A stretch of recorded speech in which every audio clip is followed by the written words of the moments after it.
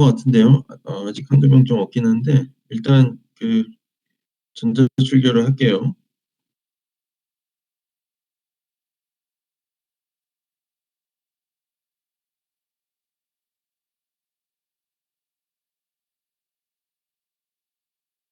화요일이죠? 네. 2-3-4로 하시면 됩니다. 네. 어 그 오리엔테이션 지난주에 했던 거 자료는 올려 놨고 어 얘기하려고 그랬죠? 뭔가 할 얘기가 하나 있었는데 기억이 안 나네요. 예, 좀 이따 생각이 나면 얘기를 할게요. 예.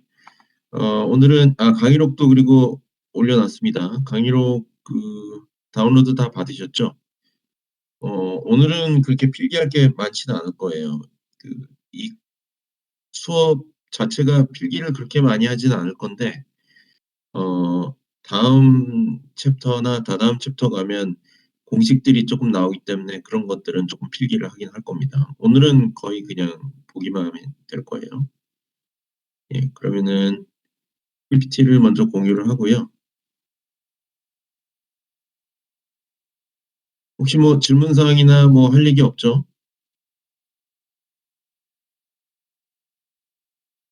예. 강의록들 준비 혹시 안 된 사람 있으면 예, 지금 하셔도 되고 아무튼 얘기하셔도 됩니다.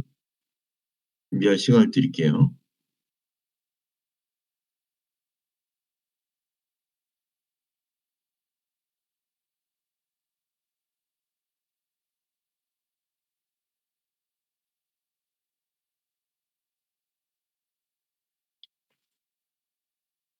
강의록이 없다고요? 어 잠깐만요 그러면. 제가 올렸다고 생각을 하고 있었는데. 어 잠깐만 기다려 주세요. OT 자료는 올라와 있어요? 내가 뭔가 착각을 하고. 그러면은 지금 클래스룸에 접근이 다 되죠? 제가 아니면 제가 강좌를 헷갈려서 딴 강좌에 올렸을 수도 있어요. 여러 개를 한꺼번에 올리다가. 어쨌든 지금 다시 올릴 테니까 지금 좀 미안하지만 확인을 좀 해 주세요. 예, 올리고 얘기하겠습니다.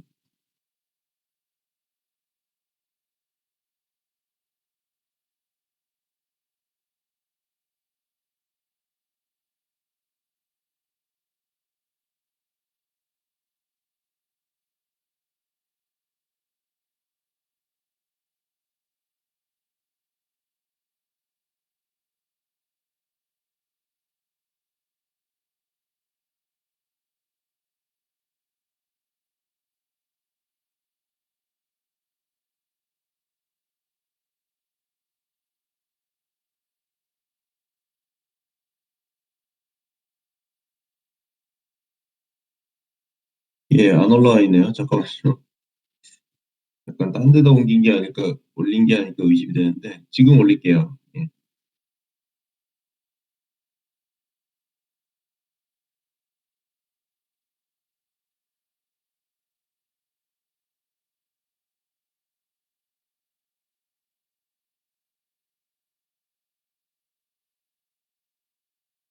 지금 올렸거든요. 제가 한 3분 정도 시간 드릴 테니까 로그인 하셔서 예, 다운로드 받아서 좀 준비를 해 주세요. 예, 혹시 뭐 준비가 어려운 학생들은 오늘 아주 뭐 중요한 내용은 아니니까 일단 강의를 들으시고요. 예, 그다음에 나중에 그냥 한번 읽어 보시면 될 것 같아요. 한 3분 정도 후에 시작하겠습니다.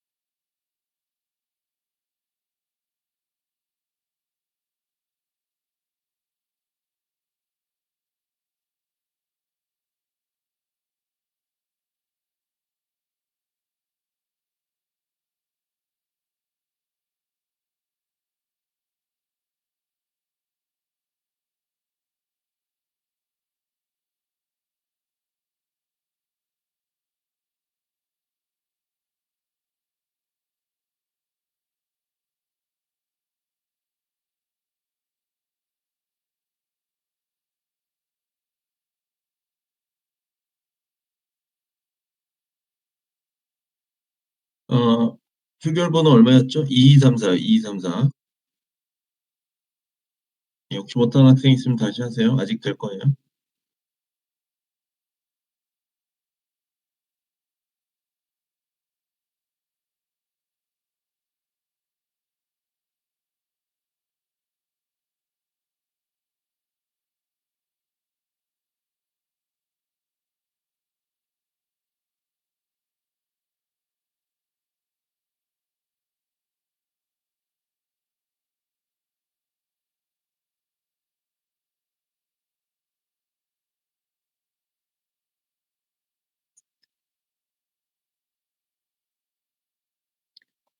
자, 다들 됐나요?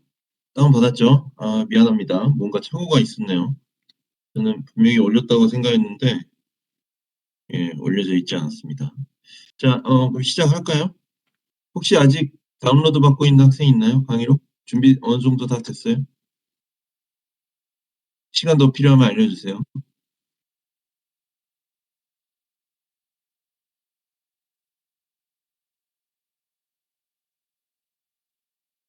자, 의생명공학, 그리고 뭐, 아시다시피, 영어 강좌로 돼 있죠, 요게.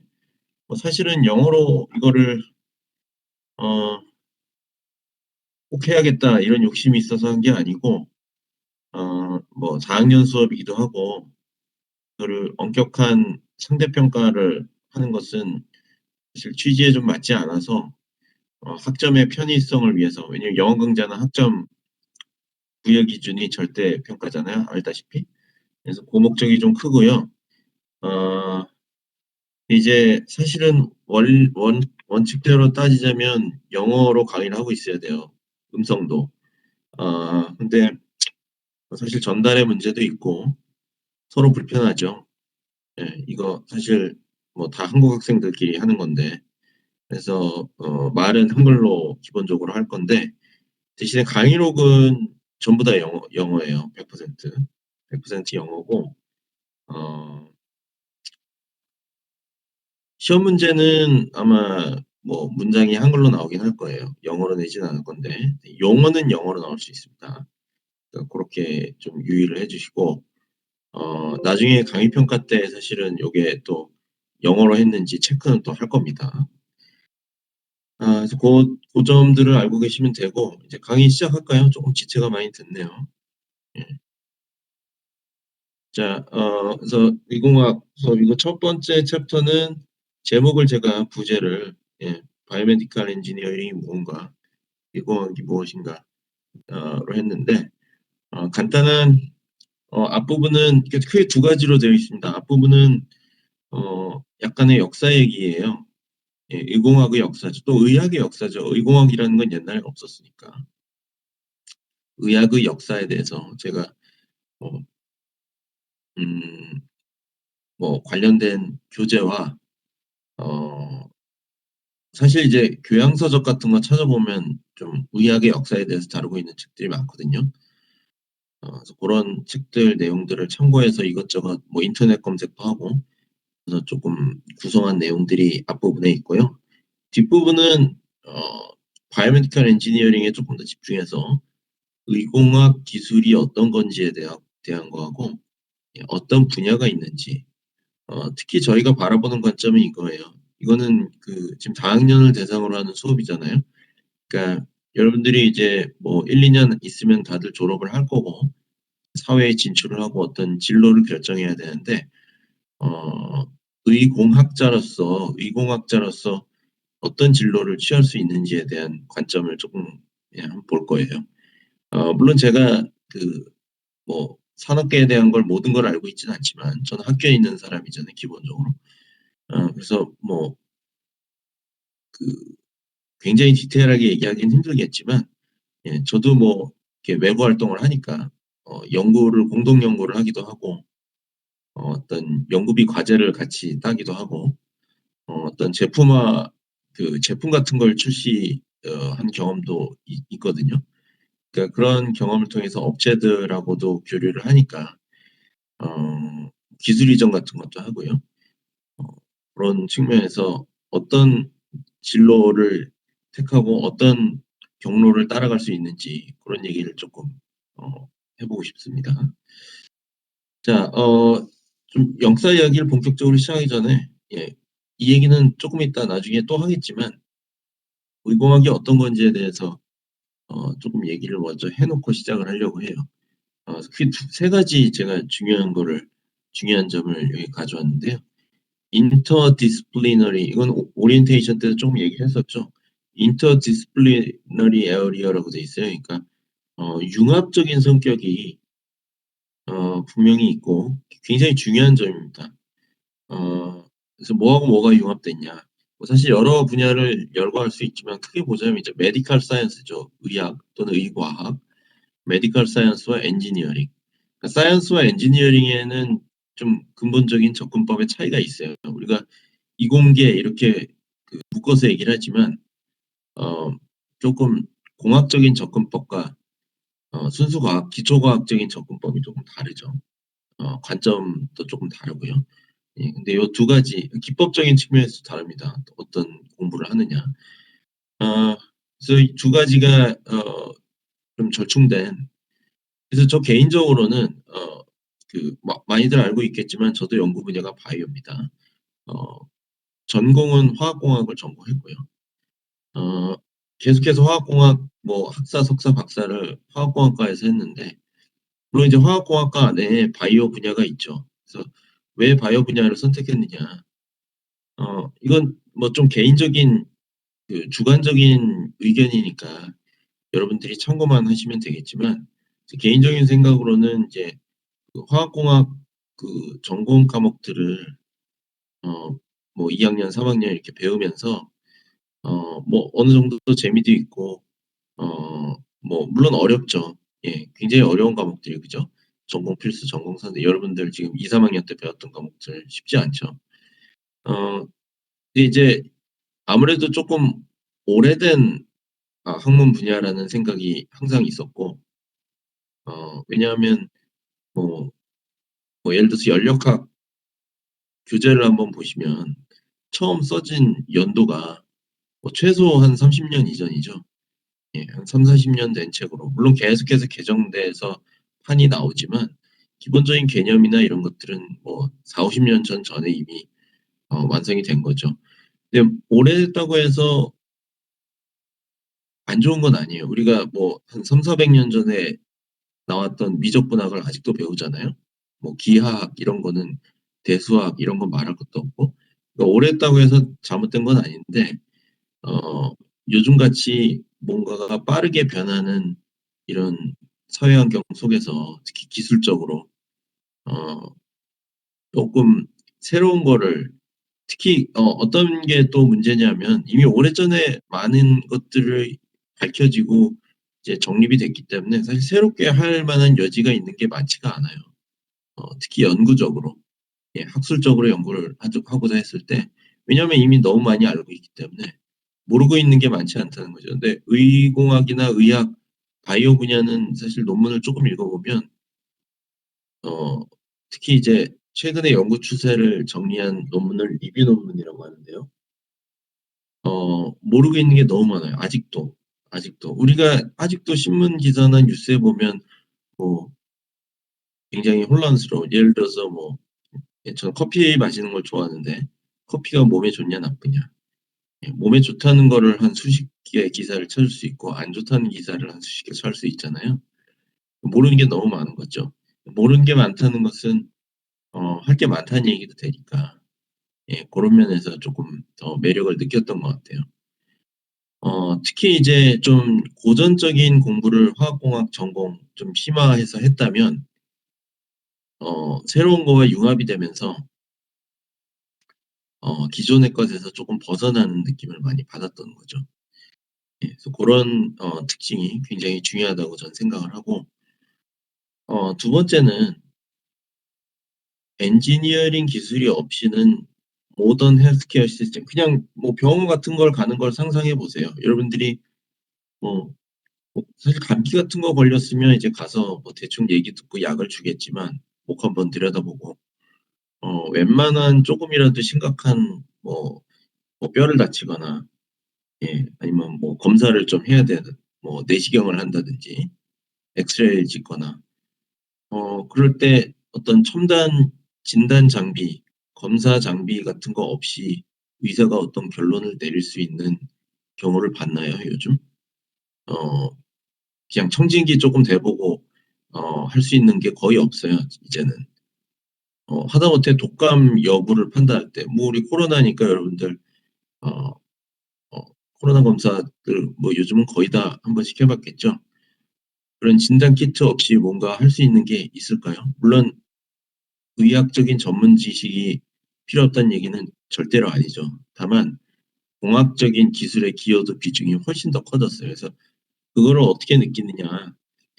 제가 대학원생이던 시절이 대략 한 20년 전인데요. 20년 전에도 저는 바이오 쪽 대학원으로 진학을 했기 때문에 의사 선생님들하고 좀 공동 연구를 많이 했어요. 물론 저희 지도 교수님이 어 리드를 해서 이제 "가서 뭘 해라." 이렇게 시켜서 한 거지만 그때 제가 느꼈던 의사 선생님들의 태도와 요즘 제가 직접 연구를 하면 의사 선생님들하고 당연히 많이 합니다. 뭐 나중에 기회가 있으면 자세히 얘기를 하겠지만 주로 서울의대나 아니면 분당 서울대병원 쪽하고 요즘은 많이 하거든요. 어 그 질병 관련 연구를 하는데 어 그 공학자들을 대하는 어떤 태도라고나 할까요?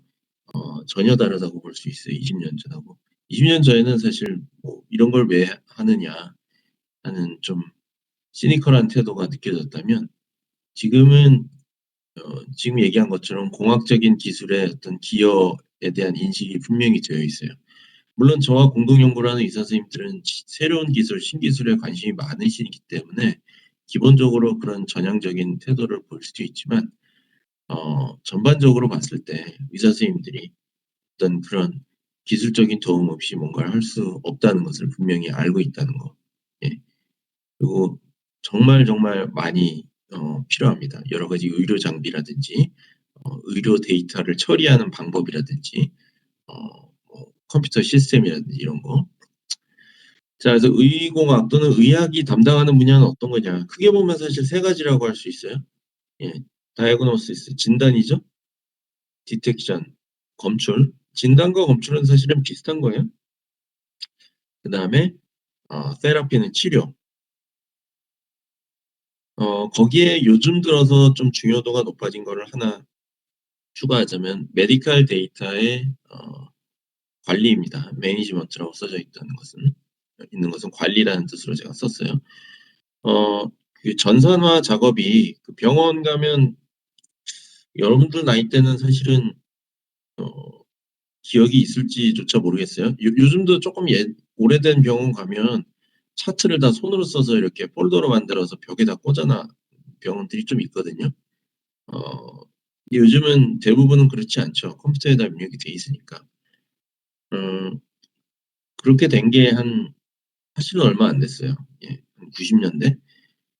꽤 뭐 20 년이니까 오래됐지만 그러니까 생각보다 그래서 전산화 작업이 되면서 어마어마한 양의 메디컬 데이터들이 쏟아지게 됐고 최근 몇 년 사이에는 뭐 인공지능 뭐 머신러닝 이런 거에 그 기술들이 좀 크게 떠오르면서 어 특히 이제 결합할 수 있는 분야가 의학 데이터를 어떻게 처리하느냐, 처리해서 어떻게 유용한 정보를 더 알아내느냐 이게 굉장히 중요한 핵심 분야로 떠오르고 있죠.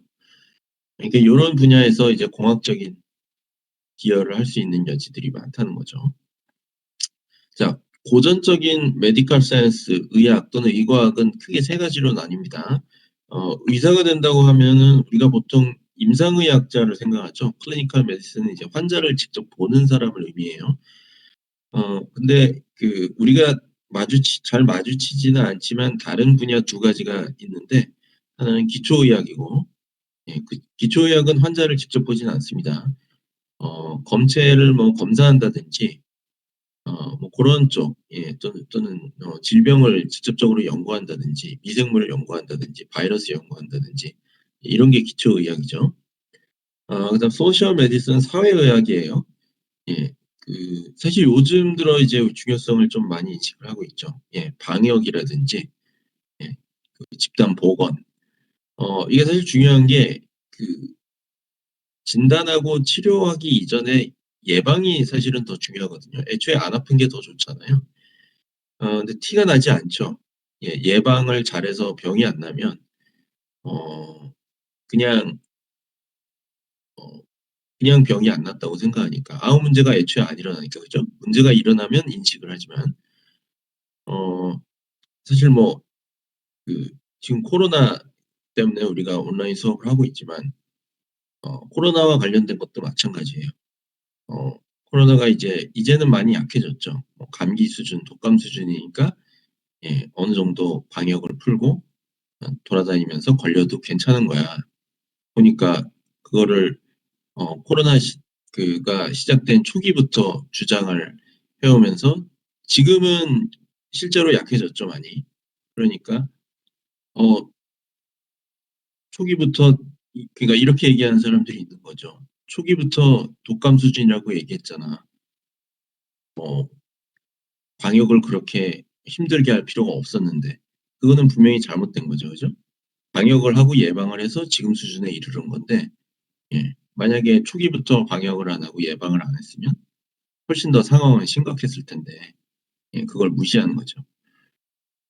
그러니까 다시 주제로 돌아와서 사회의학은 이제 이런 방역이라든지 예방 또는 정책 요런 것들을 다룹니다.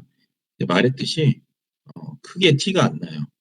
기초의학이나 임상의학은 직접 환자를 보고 어떤 질병의 기전을 실제로 연구하고 직접 그러기 때문에 굉장히 성과라는 게 눈에 보이지만 사회의학은 아무래도 그게 좀 덜 두드러져 보인다는 거죠. 자 그다음에 이제 새롭게 대두하는 새로운 분야들이 있습니다. 아까 메디컬 데이터 얘기를 잠깐 했었는데 헬스케어 인포메이션 시스템 요것도 뭐 같은 맥락에서 이해하면 될 것 같아요. 여러 가지 병원의 차트 관리라든지 환자 데이터 이런 것들을 전문적으로 취급을 하는 기술이 이제 굉장히 발달을 하고 있고 해 왔고 텔레메디슨은 원격 진료를 의미합니다. 원격 진료가 또 한동안 화두였다가 지금은 뭐 코로나 때문에 모든 이슈들이 좀 이제 조용해진 상태인데 일시적으로 여러분도 혹시 알고 계실지 모르겠어요. 일시적으로 지금 원격 진료를 허용하고 있죠. 그래서 혹시 뭐 코로나에 걸렸거나 뭐 주변 지인이 걸린 사람이 있으면 아마 들어봤을 거예요. 닥터 나우라고 앱으로 진료 보고 이제 처방까지 받을 수 있는 시스템이 있죠. 제가 알기로는 그게 코로나 요 상황 동안만 한시적으로 승인을 받은 걸로 알고 있어요. 요게 지나면 다시 처음부터 승인을 받아야 되고 계속 이어지는 건 아니라고 보는데 알고 있는데 그래서 원격 진료도 근데 어쨌든 가야 될 방향이긴 하죠. 어떤 식으로 이제 가야 될지는 쪼끔 논의가 많이 필요하지만 좀 필요하고 약을 처방한다든지 이런 거 실제로 여러 IT 기업들에서 뭐 네이버라든지 다음이라든지 이런 데서도 요런 원격 진료라든지 그 약을 이제 온라인으로 주문하고 받는 그런 시스템 고런 것들에 대해서 관심이 많습니다 실제로. 그다음에 뒤에 AI는 인공지능 얘기죠. 인공지능 아까 계속 얘기했던 거와 연결되는 얘기예요. 자 그래서 요런 것들이 이제 바이오메디컬 엔지니어링이다 하고 말했듯이 후반부에 쪼끔 더 자세하게 제가 설명을 더 하겠습니다. 자 그럼 역사 얘기로 쪼끔 시작을 할까요? 다음 장을 한번 보세요. 어 그 의학 또는 의과학의 발전 역사에 대해서 좀 얘기를 할 건데 시대를 좀 나눠서 설명을 할 거예요. 그 뒷장부터 보시면 고대부터 시작해서 중세, 근대 이렇게 넘어갈 건데 일단 본격적인 얘기를 시작하기 전에 그래서 오늘은 역사 얘기를 그냥 할 거기 때문에 그냥 편하게 들으시면 됩니다. 이렇게 아주 뭐 기술적이거나 어려운 얘기가 없을 거예요, 그냥 얘기 듣듯이. 지금 보고 있는 그래프는 제가 뭐 위키피디아에서 아마 가져온 것 같은데 지난 한 300 년간 한 250 년이네요. 기대 수명의 변화를 보여주고 있습니다. 물론 그 위치별로 쪼금씩 차이는 있죠. 예 아직도. 근데 전반적으로 보자면 한 30대 중반 전후 예 요렇게 뭐 몇백 년간 유지가 되다가 20 세기 들어오면서부터 급격하게 올라가기 시작하죠. 예. 그래서 지금은 어 83 세인가 80몇 세죠. 예. 남녀 차이가 있고 좀 나라별로 차이가 있지만 우리나라도 굉장히 긴축해 듭니다. 아시아 국가들이 일본, 우리나라 굉장히 길죠. 그래서 기대 수명이 극적으로 늘어났어요 사실. 한 2배 이상 된 거니까 그죠? 엄청난 거죠.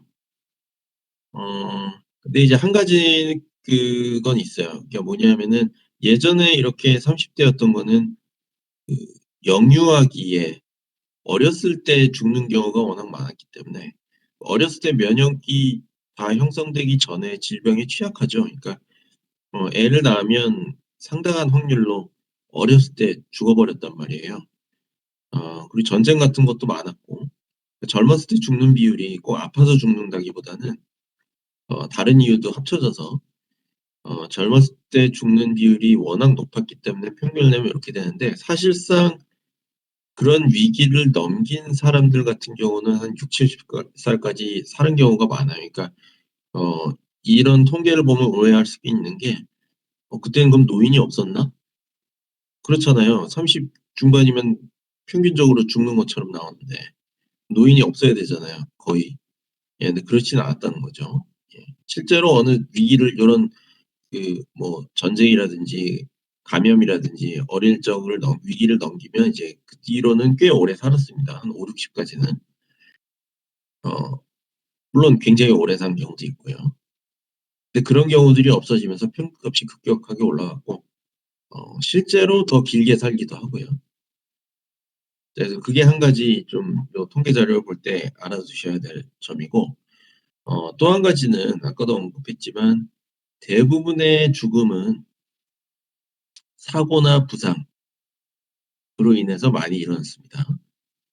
전쟁도 많았고 전투 다치는 경우도 많았고 자 다쳤을 때도 부상 자체에 의해서 죽는 경우도 있지만 더 많은 경우는 사실 비율로 따지면 더 많아요 실제로는. 다친 부위가 감염이 돼서 죽는 경우도 많습니다. 다친 부위가 감염되기도 하고 그냥 감염이 되기도 하고요. 그래서 박테리아와 바이러스에 의해서 죽는 경우가 굉장히 많았다는 거죠. 부상으로 죽지 않거나 죽지 않으면. 그랬던 양상이 근데 여기서 이제 박테리아와 바이러스에 대한 얘기를 쪼끔 더 하자면 박테리아와 바이러스는 우리가 알다시피 계속해서 바뀌죠. 계속해서 바뀌면서 어떤 양상이 계속 바뀌는데 그런 양상의 중요한 역할을 했던 한 가지가 바로 농업의 시작이라고 할 수 있어요. 또는 산업화 또는 문명화.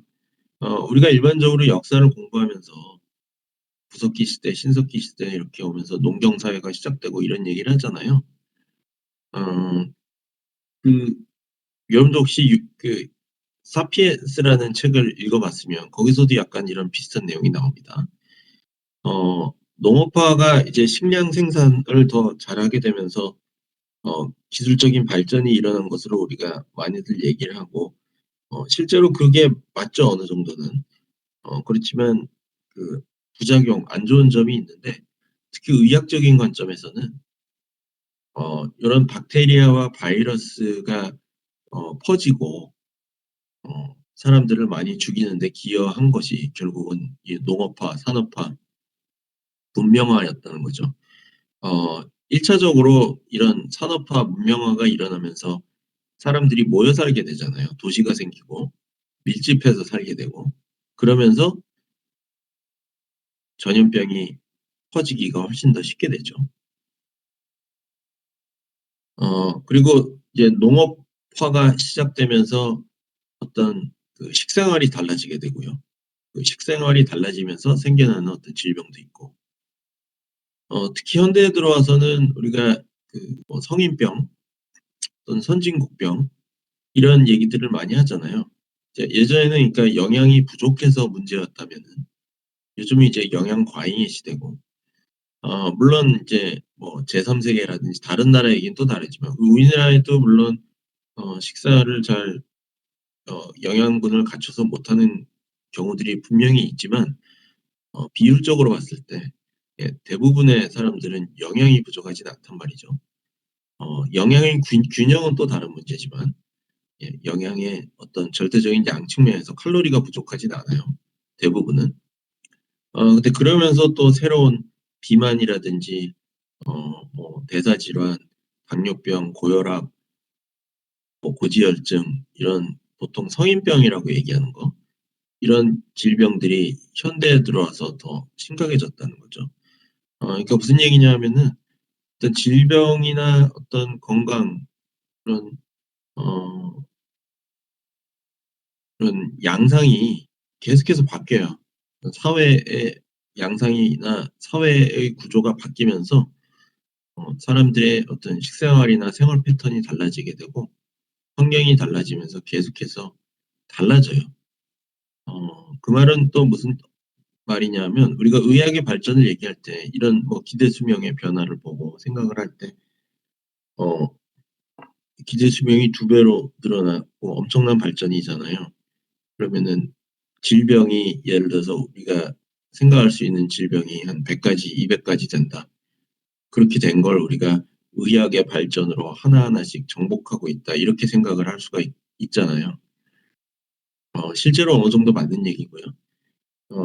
그런데 또 다른 측면으로는 우리가 어떤 질병을 계속해서 정복해 나가고 치료법을 개발하면서도 새로운 질병들이 또 나타나고 있는 거죠. 지금 팬데믹 시대의 그 상황을 봐도 알겠지만, 꼭 그 바이러스 팬데믹 말고도 다른 질병들도 계속해서, 또는 예전에는 별로 비중이 크지 않았거나 별로 중요하게 생각하지 않았던 질병이 중요해지기도 하고, 그런 거죠. 그러니까 새로운 게 계속 끊임없이 나타나고 계속해서 끊임없이 싸워야 되는 그런 상황이라고 볼 수 있죠. 물론 전반적인 상황이 훨씬 나아지고 있다는 것은 부정할 수 없죠. 예. 그거는 맞는 사실이지만 또 다른 측면에서는 그렇다는 얘기입니다. 자, 고대부터 좀 얘기를 시작할까요?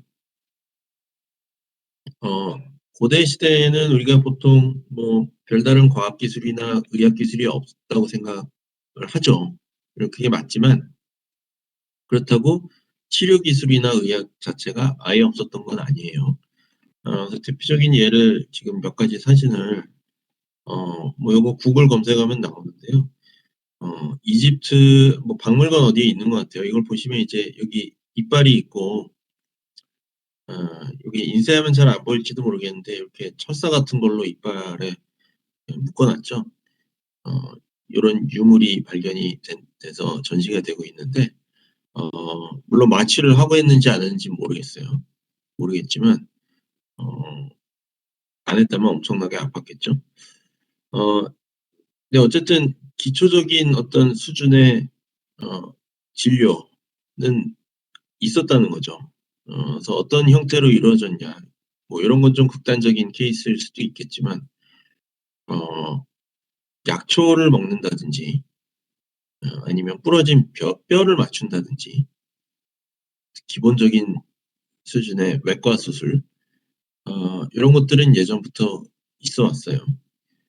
특히 약초를 가지고 치료를 하려는 시도를 많이 했어요.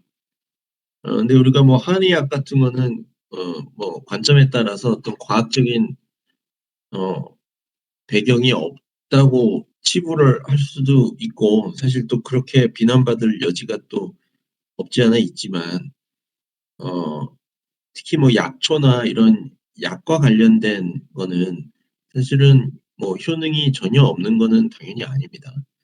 그리고 실제로 그 서양 의학, 양약에서 처방하는 약들의 상당 부분이 성분적으로 따져보면 식물에서 유래한 경우가 상당히 많아요.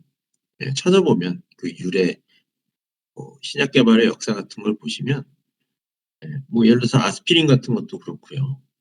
항암제들 중에서도 식물에서 유래한 성분들이 많습니다. 그거는 사실 이유가 있어요. 그러니까 식물 같은 경우는 동물처럼 능동적으로 본인을 방어할 수 없죠. 그러니까 어떤 그 독성이 있는 물질을 가지고 있도록 또는 미생물이라든지 해충을 죽일 수 있게 이런 화학적인 화학 무기를 계속해서 개발하였다고 볼 수가 있습니다, 진화적으로 보면. 예, 그렇기 때문에 그 화학적으로 볼 때 그 사람이나 동물 몸에서 쉽게 발견되지 않는 그런 성분들을 많이 갖고 있어요.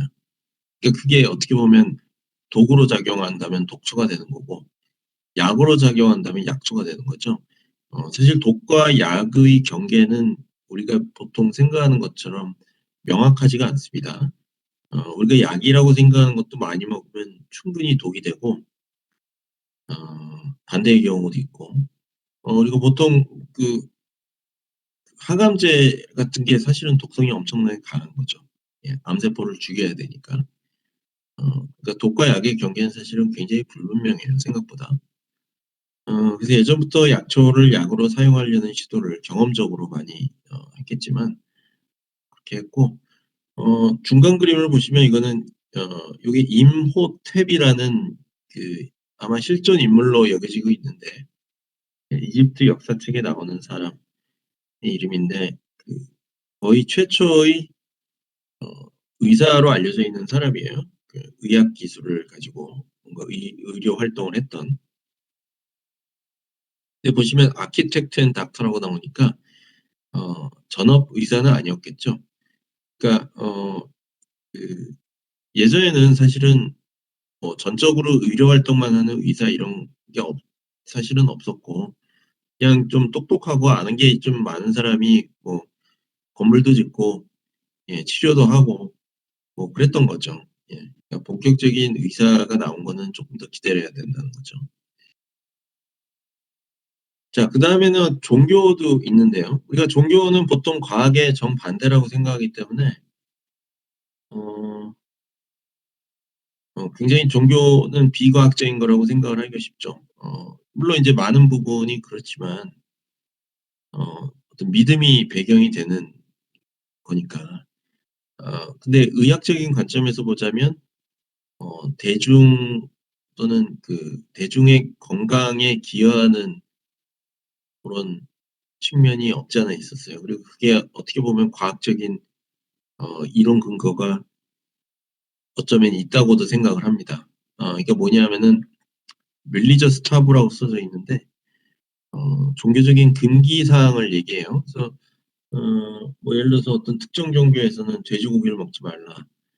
어 바다에서 나는 걸 먹지 마라. 뭐 이런 그 종교적인 금기가 있잖아요. 예, 그게 그냥 아무렇게나 그냥 정한 종교적인 금기가 아니고, 예, 근데 모든 게 그렇지는 않죠. 어떤 거는 딱히 이유가 없어 보이는 것도 있긴 있어요. 많아요, 꽤. 그렇지만 그중 일부는 어떤 복원적인 관점에서 예를 들어서 고대에서는 냉장고나 냉동 기술이 없었기 때문에 음식을 오래 보관하기 힘들었단 말이에요. 그러니까 부패하기 쉬운 뭐 돼지고기라든지 해산물을 오래 뒀다가 먹으면 탈이 난단 말이죠. 그러니까 그거를 방지하기 위해서 그냥 종교적인 금기로 금지를 시켜 놨다는 해석도 있어요. 그리고 어느 정도 의 근거가 있고요. 그러니까 그러한 종교적인 금기들이 대중의 건강 상태를 유지하는 데 있어서 기여를 했다는 거죠. 자, 마지막 오른쪽 그림은 아스클레피우스라고 있습니다. 아스클레피우스라는 그 의학의 신인가요? 치료의 신인가요? 이거는 그 그리스 로마 신화에 그렇게 유명한 신은 아니지만 메디슨과 힐링의 신이라고 써 있잖아요. 신전이 있어요. 템플 오브 아스클레피우스. 이제 환자가 생기면 뭐 애가 여기는 지금 그 아이가 아픈 아이를 데려온 거죠. 이 중에 어떤 아이인지 모르겠네. 요 아이 같은데. 아픈 아이를 친전에 데려오면 이제 사제가 예, 뭐 기도를 해 준다든지 어떤 치료 행위를 해 주는데, 사실 여기서 이루어지는 치료 행위 자체는 의학적으로 근거가 없었겠죠, 아마도 10중 8구. 근데 이제 그 효과가 또 그렇다고 전혀 없었느냐? 그렇지는 않았을 수도 있어요. 그러니까 어떤 거냐면은 어 몸이 아파요. 물론 이제 심각하게 아프면 뭐 방도가 없었겠지만 방법이 없었겠지만 뭐 독감에 걸렸다든지 뭐에 조금 감염이 됐다든지 어 그런 어떤 자가 치유가 가능한, 스스로 잘 이제 안정을 취하면 치료가 되는 정도의 수준이었다면 이런 데 와서 요런 기도를 한다든지 안정을 취하고 휴식을 취하는 과정이 도움이 됐을 거라는 거예요. 예. 그러니까 일단 여기가 정돈되고 깨끗한 환경이었을 거고, 그죠? 집이나 바깥보다는. 그리고 어떤 심리적으로도 더 안정이 됐을 거고요. 그다음에 플라시보 이펙트라는 게 있죠. 그게 뭐 그냥 심리적인 거라서 '에이 없는 거야.' 이렇게 생각을 할 수도 있겠지만 실질적으로 존재는 합니다, 플라시보 이펙트라는 게. 사람의 심리라는 게 몸 상태에 영향을 미쳐요. 우울증에 걸리면 몸 상태가 안 좋아지고 뭐 심하면 아프기도 하고 그러잖아요, 실제로. 와서 안정적으로 좀 휴식을 취하고 기도를 해 주니까 '아 이제 난 낫겠다.' 생각을 한다는 것 자체가 실제로 낫는 데 도움이 됐을 거예요, 분명히. 예. 물론 의학적인 어떤 어 치 처 처치를 한 건 아니지만 또 고런 측면에서 이제 여러 가지 의료 활동들이 이런 식으로 이루어졌다, 고대에서는. 그럼 고대에서의 어떤 철학적인 관점을 쪼끔 더 어 보는 게 좋을 것 같아요. 현대의 의학적인 관점과 어떤 차이가 있는지를 얘기하려는 건데요. 휴머럴 시스템이란 말이 여기 써 있죠. 여기서 얘기하는 휴머는 우리가 보통 유머할 때 유머가 요 휴머에서 온 거긴 한데 이 뜻은 유머의 뜻하고는 쪼금 차이가 있어요. 요 휴머럴이라는 건 책이라는 뜻입니다. 책. 예, 몸에 들어가 있는 액체. 책에 대한 어떤 철학적인 이론이 있었는데 이제 그 어떤 특성으로 보자면 홀리스틱한 관점이라고 볼 수가 있어요. 홀리스틱하다는 거는 어떤 전체적인 밸런스를 중요하게 여기는 관점이라고 생각하시면 됩니다. 그러니까 세부적으로 분해를 하지 않고 분석을 하지 않고 전체적인 거를 보는 관점인데, 어 휴머럴 시스템 또는 책 이론설은 뭐냐면은 예전 이제 그리스 로마 시대 때부터 사람들이 주장했던 거예요. 인간의 몸은 네 가지의 체액으로 이루어져 있고 각각의 대칭되는 요소가 있고요, 대응되는. 각각의 다른 성질을 갖고 있습니다. 예를 들어서 피는 따뜻하고 습하고 점액은 차갑고 습하고, 보면 이제 따뜻한 거와 차가운 거, 건조한 거와 습한 거가 조합으로 돼 있죠, 네 가지가. 그래서 이 네 가지 중에 한 가지가 부족하거나 지나치게 많으면 그거에 따른 어떤 상태가 상태의 변화가 생긴다는 거죠. 요거랑 사실은 이게 서로 영향을 주고받았는지 아니면 사람들이 생각하는 게 비슷해서 그런지는 몰라도 동양에서도 비슷한 이론을 만들어서 사용을 해 왔죠. 그러니까 보통 얘기하는 뭐 음양오행설, 예, 아니면 뭐 오장육부가 어떤 특정 기운과 대응된다고 생각을 한다든지, 그리고 요런 밸런스가 무너지게 되면 예 아픈다고 아파진다고 생각을 한다든지, 예 고런 어떤 관점들이 서로 연결되는 개념이고 이런 거를 이제 통칭해서 홀리스틱 뷰라고 할 수가 있습니다. 그에 반해서 이제 나중에 얘기를 하겠지만 근대로 넘어오면서 과학 기술이 발전하고 의학 기술이 발전하고 의학 지식이 늘어나면서 메커니스틱 뷰 또는 리덕셔니즘은 환원주의라는 뜻이죠. 환원주의는 개별적인 어떤 세부 어 구조 또는 부품이라고 할 수도 있겠어요. 로 분석을 하려는 시도를 의미합니다. 그리고 그런 식으로 분석을 하면 어 어떤 메커니즘, 기전에 대한 어떤 분석이나 이론이 가능해진다는 거죠. 그래서 리덕셔니즘의 기본적인 아이디어는 복잡한 시스템이라고 하더라도 부분을 모아 놓은 거예요. 하부 구조를 모으면 이 전체가 되고, 하부 구조를 이해하면 전체가 어떻게 작동하는지를 알 수 있다. 그래서 이런 환원주의적인 접근법으로는, 예, 우리가 이제 근대 이후에 과학기술의 발전, 의학기술의 발전 또는 생물학의 발전은 이런 환원주의적인 관점에 의해서 이루어졌는데, 뭐 예를 들어서 그런 거죠. 예, 우리가 어떤 뭐 사람 몸이나 동물을 예로 들자면, 어, 우리 몸의 어떤 부위가 어떤 기능을 하는지를 알고 싶다. 우리가 유전자 기능을 연구할 때 대표적으로 그래요. 어떤 특정 유전자가 있는데 그 유전자가 무슨 기능을 하는지 잘 모르겠다. 그러면 일단 그 유전자를 제거를 해보죠. 제거를 하면, 제거를 한 다음에 어떤 차이점이 발생하는지를 관찰하는 거예요. 그래서 예를 들어서 어떤 유전자를 제거했더니 비만이 생겼다. 그러면은 비만 유전자를 발견했다. 이렇게 되는 거죠. 뉴스 검색해 보시면 비만 유전자 하면 막 또 수두룩하게 나옵니다. 문제는 사실 그렇게 간단하지가 않다는 거죠. 특히 뭐 현대로 오면서부터 이렇게 어떤 특정 질병이 특정 유전자 하나에 딱 매칭이 돼서 발생하거나 뭐 없어지거나 생기거나 이런 경우는 사실 거의 없어요. 여러 가지 유전자들이 복합적으로 작용을 하는 거지.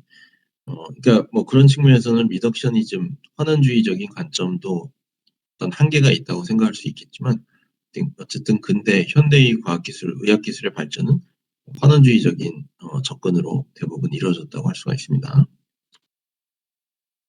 지금 48분인데요. 한 10분 정도 쉬었다가, 예, 요 페이지부터 이어서 할게요. 예, 그리고 전자출결은 좀 이따 다시 또 이어서 하겠습니다.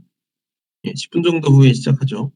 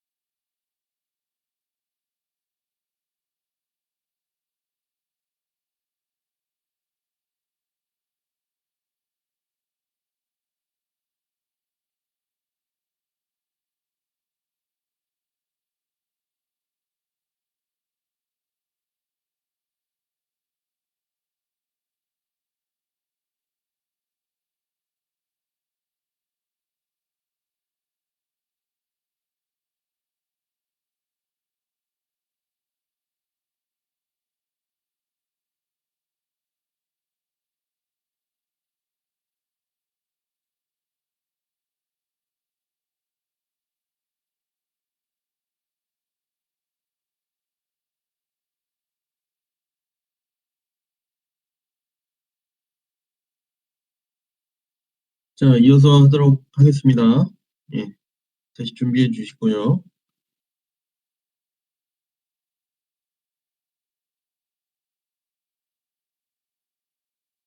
어, 전자출결 할게요.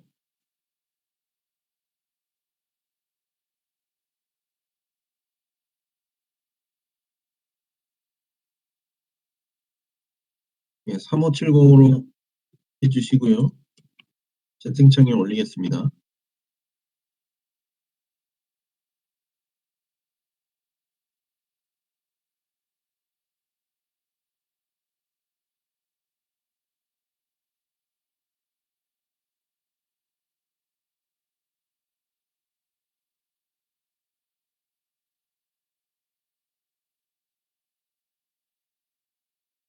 자, 그 다음에 고대에서 이제 그리스 로마 시대로 좀 넘어갈 건데요.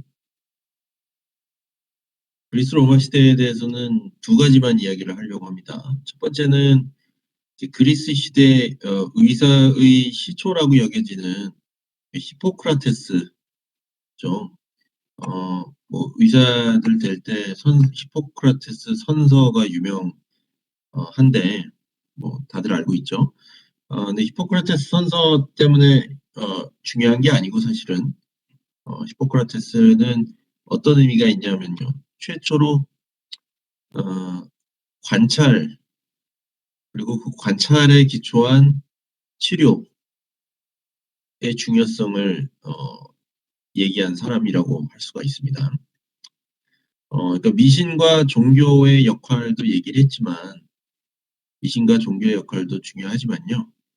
어느 정도 뭐 효과는 있었겠지만 근본적인 어, 치료 방법이나 원리가 될 수는 없는 거죠.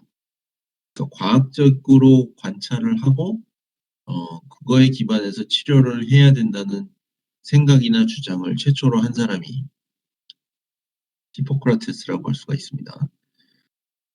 그렇다고 해서 어떤 의학적으로 굉장한 기여를 하거나 어떤 의학적인 발견을 또 한 건 사실은 아니에요. 그건 아니지만 실질적인 의학 기술의 발전은 그 뒤에 이어지는 여러 가지 발전들이 있지만 최초로 이런 주장을 했다는 거가 중요하다고 할 수가 있고 로마 시대에서는 사실 여러분들 뭐 세계사 역사 책을 읽거나 공부를 하면 보통 뭐 철학과 과학, 예술은 그리스 시대에 주로 발전을 했고 로마 시대에는 뭐 실용적인 기술, 건축, 법학, 뭐 그런 그 기술들이 발전했다. 그리고 철학이나 과학은 그다지 발전이 없었다고 얘기를 하죠.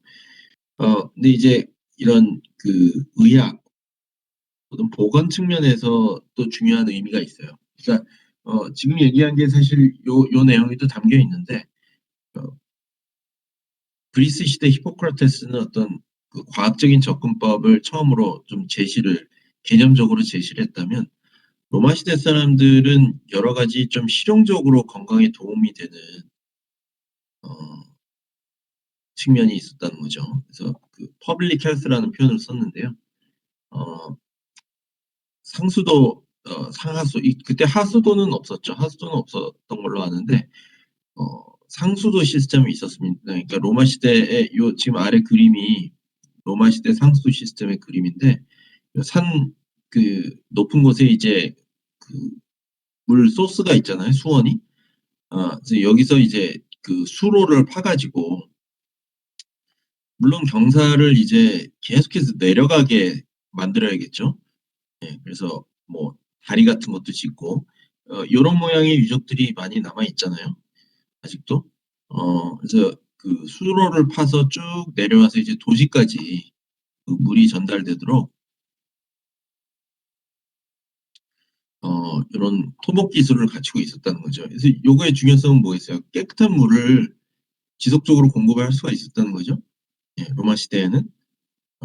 나중에 뭐 질병의 역사 같은 거 관련된 걸 찾아보면 뭐 장티푸스나 이런 거, 그러니까 오염된 물 때문에 일어난 질병들이 상당히 많거든요. 그런 측면에서 물을 깨끗하게 공급한다는 것은 굉장히 중요한 어, 그 의미를 가지고 있죠. 그다음에 목욕하는 거를 좋아했다고들 하잖아요, 로마 시대. 목욕탕, 공중 목욕탕. 몸을 청결하게 유지하는 것도 굉장히 중요했다고 생각이 됩니다. 뭐 모든 사람이 아는 사실이죠. 위생이 중요하죠. 어, 제가 얼마 전에 어떤 책을 봤는데 거기서도 그 홀로코스트 2차 세계대전 때 그 유태인들을 모아놓고 이제 죽인 어, 거기서 이제 수용소죠. 수용소에서 일단 갇히면 굉장히 비인간적이고 절망적인 상황이잖아요. 수많은 사람들이 죽었고. 근데 이제 거기서 살아나온 사람들에 대한 어떤 사람들이 살아남았느냐. 그러니까 뭐 운동선수라든지 뭐 군인이라든지 건강했던 사람들이 주로 살아남은 게 아니고 어떤 몇 가지 특성을 가진 사람들이 살아남았다는 거죠. 근데 그 중에 하나가 씻는 걸 게을리 하지 않았던 사람들이 그러니까 자포자기하고 이제 씻지도 않고 주변 정리도 안 하고 어, 보통은 그렇게 되기가 쉽죠. 사실 얼마나 전망적인 상황이에요. 어, 그러니까 그게 한 측면에서 이제 위생의 중요성을 얘기를 하는 거고 또는 그 상황에서도 이제 포기하지 않고 어떤 희망을 가졌다는 거죠. 씻는 사람들은. 내일이 있어야 씻는 거죠. 뭐 내일 당장 죽게 생겼으면 사실 씻기 싫겠죠. 웬만한 사람은. 어, 근데 어쨌든 그 로마 시대에도 이런 공중목욕탕이 그 대중 복원에 기여를 했다는 거죠. 그다음에 좀 최초의 어떤 근대적인 형태의 사실 병원이라는 시설이 생긴 지가 이렇게 어, 오래되지가 않았습니다. 예. 비슷비슷한 어떤 좀 개념들은 있었지만 예전에 이제 로마 시대 병원은 군대에 딸려 있는 기관이었어요. 그래서 아무래도 군인들이 전쟁하다 다치니까. 그죠? 그러니까 그 군의관이죠, 쉽게 말하면. 예, 그런 것들이 있었다. 내용이 되고요. 중세 시대로 한번 넘어올까요? 중세 시대와 르네상스 시대입니다. 우리가 중세 시대는 보통 암흑 시대라고 그래서 뭐 학문이나 그 과학 기술도 발전이 없었고 예, 굉장히 무지하고 미개한 시대라고 생각을 하고 어느 측면에서는 사실은 상당히 맞는 얘기예요. 그 의학 기술의 측면에서도 어, 발전이나 진보가 거의 없었던 것도 사실이고 근데 한두 가지만 짚고 넘어가면 될 것 같은데 그때는 그 교회나 또는 수도원이라고 하죠. 보통 수도원. 수도원이 거의 모든 역할을 다 했어요. 그러니까 어, 뭐 병원 역할도 하고 그것뿐만 아니라 뭐 학교, 도서관, 뭐 그런 어떤 대중의 그좀 삶에 기여하는 여러 가지 역할이나 시설을 수도원이 했다고 할 수가 있습니다. 그래서 의학도 마찬가지인데 간단한 뭐 의학적인 처치나 치료를 수도원에서 할 수가 있었어요. 어, 그다음에 이제 16세기, 17세기에 들어서면서 르네상스 시대가 시작되고 어떤 인간 중심의 사고를 하게 되죠. 그러면서 어떤 의학적으로는 어떤 측면이 있느냐. 휴먼 아나토미라는 것은 인간의 해부학을 의미합니다. 해부학적인 지식이 이때 처음으로 생겼는데 어, 우리가 그 혈액 순환 시스템 있잖아요. 심장이 펌핑을 해서 혈액을 몸에 순환시킨다. 이거는 중학교만 나와도 다 아는 거죠, 요즘은. 앞으로 그런 식으로 우리가 당연하다고 생각했는데 의외로 어, 최근까지도 상당히 최근까지도 모르고 없었던 그런 어떤 의학적인 지식이나 상식 같은 게 사실 생각보다 굉장히 많아요. 혈액순환도 마찬가지입니다. 심장이 혈액을 밀어주는 역할을 한다는 사실이 알려진 지가 그렇게 뭐 몇백 년이 되지 않아요. 예, 그러니까 혈액순환이라는 개념 자체가 생긴 지가 그렇게 얼마 안 됐고 사람 몸을 해부해서 어떤 기관이 어떤 역할을 하는지도 사실은 어 안지가 그렇게 오래되지 않습니다. 르네상스 시대부터 최초로 그런 것들에 대해서 생각하고 알아보기 시작했다고 할 수가 있어요. 레오나르도 다빈치가 뭐 유명한 화가지만 뭐 우리가 다빈치형 인간이라고 하잖아요. 이것저것 좀 잘하는 사람을. 그 별명에 맞게 직업이 굉장히 많았는데요. 이 중에 해부학자도 있었다는 거죠. 뭐 일설에 의하면 이제 그림을 더 사실적으로 그리기 위해서 사람 시체를 뭐 구해서 해부도 해보고 했다는데 순수하게 미술 그림을 잘 그리기 위해서 그랬던 것 같지는 않고 그냥 궁금한 게 많았던 것 같아요, 제 생각에는. 예, 그래서 막 해부도 해보고 뭐 이렇게 아무튼 과학자 역할도 했으니까. 그래서 이때부터 어떤 해부학적인 지식이 시작되고 그다음에 의과 대학이 이때부터 생기기 시작합니다. 그래서 최초의 대학 또는 의과 대학이 르네상스 시대 이탈리아에 생겨서 아마 세계에서 제일 오래된 대학, 뭐 근대적인 의미의 그런 것들이 이탈리아에 주로 있습니다. 그다음에 갈릴레오가 우리가 뭐 천문학자나 물리학자로 보통 알고 있지만 이제 실험적인 도구를 사용해서 체온이라든지 맥박 같은 걸 측정한 사람으로 알려져 또 있어요. 예, 우리가 많이 모르지만.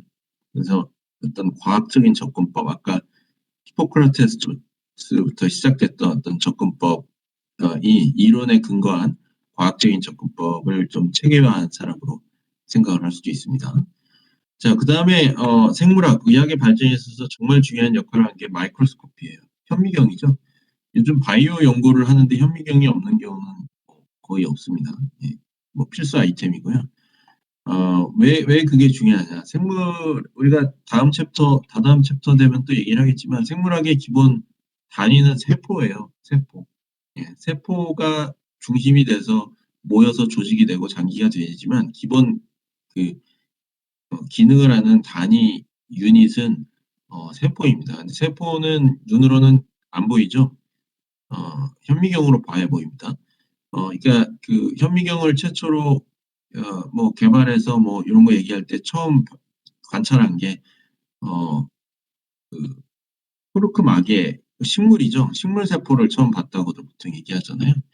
그러니까 그 볼 수 있다는 게 뭔가를 볼 수 있어야 연구를 하기 때문에 예, 볼 수 있게 됐다는 게 굉장히 중요합니다. 물론 이 시기에 이제 현미경뿐만 아니라 망원경이 나오면서 예, 뭐 천문학도 연구하고 이러지만 생물학 의학적인 측면에서는 현미경이 발명되면서 예, 장기 조직 세포들을 관찰을 할 수가 있게 됩니다. 굉장히 중요한 의미를 가지고 있어요. 자, 그럼 근대에 넘어와서는 어떤 변화가 있느냐? 일단은 병원들이 세워지기 시작했는데 어, 사실은 이제 한 18세기 정도까지의 병원의 역할은 그냥 아픈 사람들을 모아놓은 거죠.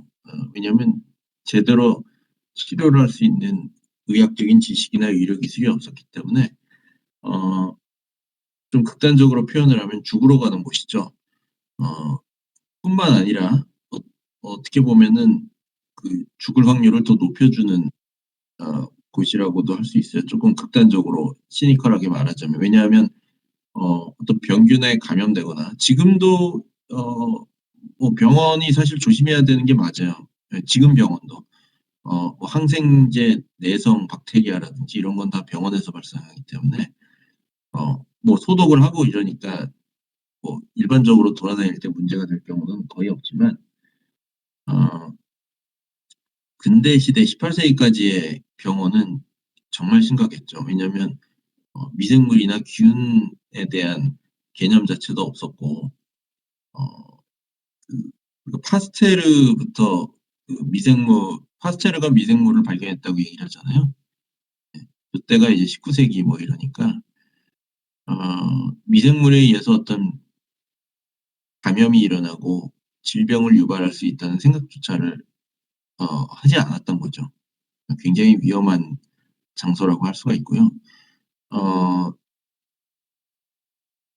미생물에 의한 질병에 대한 얘기도 읽어보면 사실 재밌는 게 많고 파스테르도 큰 역할을 했고 심지어는 예전에는 그 산모들이 임산부죠. 예. 아기를 낳다가 죽는 경우가 굉장히 뭐 말도 안 되게 비율이 높았어요. 뭐 10% 20% 이런 식으로. 그러니까 뭐 10 명에 1 명, 2 명은 아기를 낳다가 죽었는데 대부분의 원인이 그 산욕열이라고 하거든요. 아기를 낳다가 이제 감염이 되는 거죠. 그래서 그 원인을 처음으로 깨닫고 주장을 한 사람이 지금 우리 기준으로 생각하면 굉장히 충격적인 얘기인데, 예, 의사들이 아기를 받으러 가기 전에 손을 씻으라고 했죠. 왜냐하면 그 의사들은 환자를 한 명 보는 게 아니잖아요. 예, 그전에 뭐 아픈 다른 환자를 치료하거나 만지다가 오고, 뭐 극단적인 경우는 시체를 만지다가 오고, 그러고 와서 손도 안 씻고 그냥 애를 받았단 말이에요. 그러다가 이제 감염이 되고 산모가 죽었단 말이죠. 근데 어이없게도 그 상태로 몇백 년이 진행이 되다가 제가 알기로 한 19 세기인가 18 세기인가 그래요. 고때 이제 처음으로 손을 씻어야 된다고 어떤 의사가 주장을 한 거예요. 근데 그 의사는 이제 엄청난 비웃음을 받고 비난을 받았죠. 제 생각에는 그 어떤 주장의 근본에는 이제 의사들이 결국은 그거잖아요. 손을 안 씻고 하면 의사들이 병을 옮긴다는 뜻이 되잖아요. 그러니까 어떤 의사들에 대한 공격으로 사람들이 생각했던 게 아닐까. 그래서 그 사람이 살아있는 동안은 일종의 쫓겨나요. 그래서 병원에서 쫓겨나서 뭐 지방 한직 이런 데로 물러나서, 예, 좀 비참하게 살다가 죽었습니다, 실제로. 그리고 나중에 이제 증명이 되죠. 그게 맞다는 것을. 근데 너무 명백한 증거가 있는데도 그렇게 됐어요. 그때 당시의 얘기를 읽어보면 실제로 손을 씻고 들어와서 애를 받았더니 사망률이 뭐 말도 안 되게 떨어진 거죠. 5분의 1, 6분의 1 이렇게 떨어졌는데, 그런 증거를 내밀어도 사람들이 믿질 않고 비난을 하고 결국은 비참하게 죽게 만든 게 고작 한 200년, 300년 전 일입니다. 그러니까 생각보다 인류가 그렇게 똑똑하지가 않다는 생각이 들어요, 그런 걸 보면. 그다음에 중요한 인물 중에 하나가 나이팅게일이라는 사람이 있어요. 나이팅게일은 보통 또 백의 천사, 간호사의 대명사, 이렇게 아픈 환자를 보살펴 주는 사람 이렇게 얘기하지만, 실제 나이팅게일이라는 사람은 거의 어 굉장히 좀 도전적인 사람이죠. 상당히 부유한 집안에서 태어난 걸로 알고 있어요. 그래서 이런 일을 안 해도 되는데 어떤 질병의 치료나 환자의 간호에 뜻을 품고 주로 전장에서 활약을 했습니다. 그때 크림 전쟁, 아마 고때 시기였을 거예요. 예, 고때 전쟁터를 돌아다니면서 이제 다친 군인들을 치료해 줬는데, 치료를 정성스럽게 열심히 해서 유명해진 게 아니고 통계학자로서 굉장한 의미가 있습니다. 그래서 뭐를 통계했느냐? 어, 그 군인들이 죽는 어떤 사망 원인에 대한 통계적인 분석을 최초로 시도한 사람으로 알려져 있고, 이 비주얼 프레젠테이션이라고 돼 있죠. 요즘은 누구나 PPT 프레젠테이션을 만들지만 뭐 인포그래픽 이런 얘기도 많이 하죠. 그런 뭐 재밌는 책들도 많고, 이걸 처음으로 시도한 사람, 다음 페이지에 보시면 이제 나이팅게일이 실제로 그렸던, 이게 아마 어떤 특정 기간 지역에서의 사망 원인 분포를 아마 파이 차트로 이렇게 그려놓은 걸로 생각이 되는데, 엄청난 혁신이죠. 이런 걸 할 생각을 했다는 것 자체가. 예. 이게 아마 시기별로 나눠져 있네요. 예, 보니까. 예, 월별로 지금 뭐 사망률 같은 걸 표시한 거고, 그다음에 뭐 질병 원인별로 또 사망 원인. 그래서 밝혀낸 게 이제 군인들이 실제로 다쳐서 와서 죽는 것보다, 예, 다쳐서 와서 감염돼서 죽거나 뭐 그런 경우가 훨씬 더 많다는 것을 알아냈고, 위생의 중요성을 나이팅게일도 굉장히 중요하게 생각하고 강조를 했다고 합니다. 네. 아까 얘기했던 거랑 연결되는 얘기죠. 병원의 상태가 안 좋으면, 예, 다쳐서 와서 치료는커녕 오히려 사람을 죽게 만든다는 것을 이제 주장을 했죠. 그런 의미가 있고요. 자 이제 좀 현대적인 의학 기술에 대해서 좀 얘기를 하겠습니다. 현대 의학 기술을 가능하게 만든 기술들은 사실 엄청나게 많죠. 하나하나 얘기하면 사실 끝이 없지만 정말 중요한 거 몇 가지만 제가 여기서 네 가지를 아마 가져왔을 거예요. 요 네 가지 요거 하나씩에 대해서만 간단하게 얘기를 해 보도록 하겠습니다. 첫 번째는 엑스레이예요. 렌트겐이 발명했다고 처음 알려져 있죠. 예. 그래서 뭐 렌트겐 찾아보면 최초로 찍은 엑스레이 해 가지고 손 사진도 있고 이러고 예. 노벨상도 받았는데 뭐 일반적으로 웬만한 병원 가면 다 있고 가서 그냥 쉽게 찍을 수 있는 게 엑스레이죠. 인간 몸의 내부를 최초로 비침습적으로 그러니까 잘라서 열지 않고도 볼 수 있는 최초의 기술이라는 의미에서 굉장한 의미가 있고요. 예. 뭐 원리는 다 알죠. 예. 뼈같이 단단한 물체는 통과하지 않기 때문에 연조직은 통과하고 뼈의 구조를 볼 수 있는 기술이고 요 기술이 이제 더 발전하면서 뭐 레디오그래프라고 이걸 하는데 토모그래피라고 해서 토모그래피는 이제 단층 촬영을 의미합니다. 엑스레이를 여러 번 찍어서 보통 Z축이라고 하죠. Z축으로 이제 섹셔닝을 하면 우리가 컴퓨티드 토모그래피라고 하는 CT가 되죠. 예. 그래서 CT를 뭐 찍으면 이제 3차원으로 영상이 나오니까 훨씬 더 디테일하게 볼 수 있고 예. 물론 방사선은 많이 맞겠지만 굉장히 중요한 의미가 있습니다. 아직도 엄청나게 사용이 되고 어 엄청나게 많은 사람을 살린 기술이라고도 할 수 있습니다. 두 번째는 일렉트로카디오그램은 심전도예요. 심전도. 심장의 전기 신호를 측정하는 심장의 전기적 신호를 electrical change를